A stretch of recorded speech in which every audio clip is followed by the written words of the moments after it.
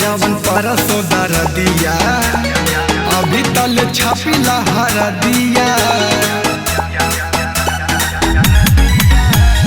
दिला जवन परसों दर दिया अभी तल छापिला हर दिया मनवा लागत नइखे कमवा में तनाव भइल बा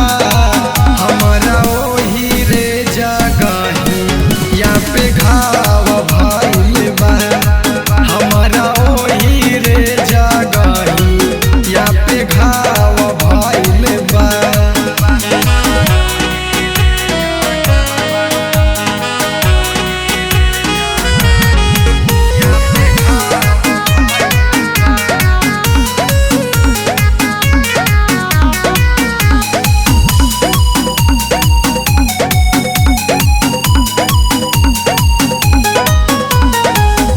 कुछ दिन खातिर पिया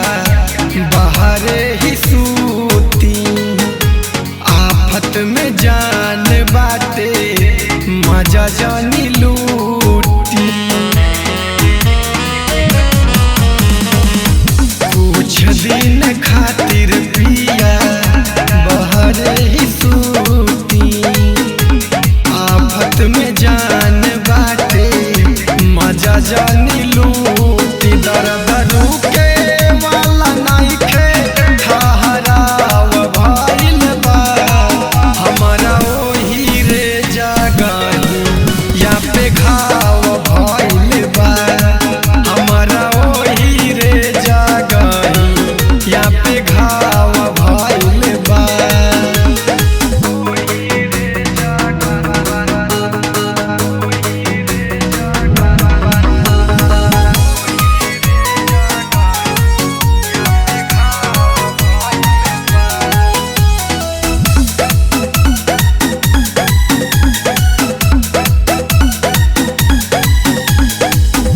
जिद काहे करा तारा सुरजित प्रकाश हो चढ़ली जवानिया के कर जनी नाश हो